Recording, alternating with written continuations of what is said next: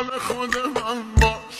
با صدای امیر قومی، ارجمند، علی احمدی، کاری از کمال حسینی. مال خود من باش، لطفو بسپار به دلم، قلبمو میدم جاش. بدجوری میخوامت غیر من، هر کی که گفت دوست دارم گوش نده به حرفاش. مال خود من باش، مال خود من، مال خود من.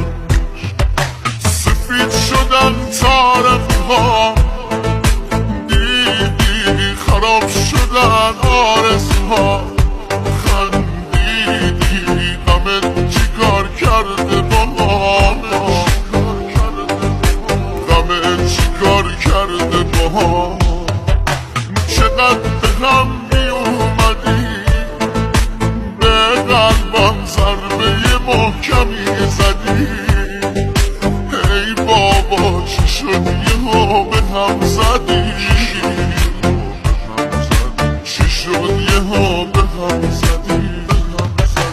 حالا برگشتی بعد 3 سال، کی به کی میگه بی معرفت، کی به کی میگه تو سنگلی، کی باید از کی بخواد معذرت.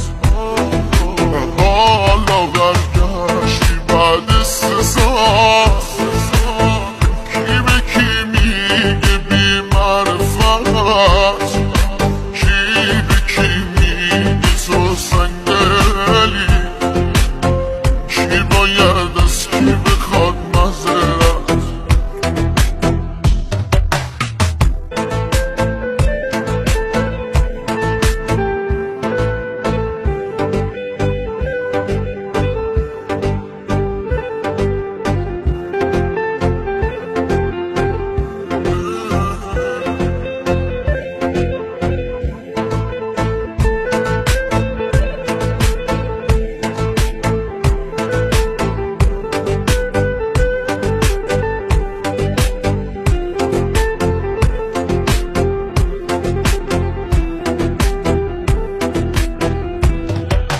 دلبر نازم، یا که من جلو همه بهت بنازم. بیا عزیزم، از آن که من زندگیمو بازم ببازم.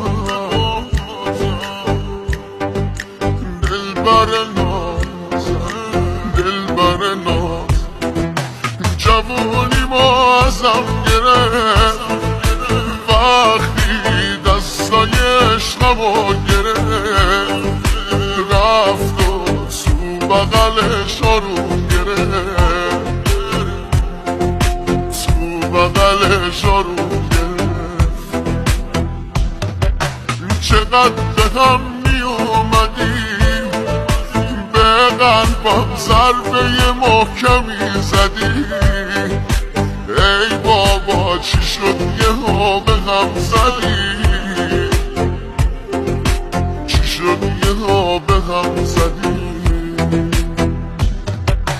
حالا برگشتی بعد 3 سال، کی به کی میگه بی معرفت، کی به کی میگه تو سنگلی، کی باید از کی بخواد معذرت. حالا برگشتی بعد 3 سال، کی به کی میگه بی معرفت، کی به کی میگه تو سنگلی، کی باید از کی بخواد معذرت. حالا برگشتی بعد 3 سال، کی به کی میگه بی معرفت، کی به کی میگه تو سنگدلی، کی باید از کی بخواد معذرت. تقدیم به شاهین حسین. civilmusic.com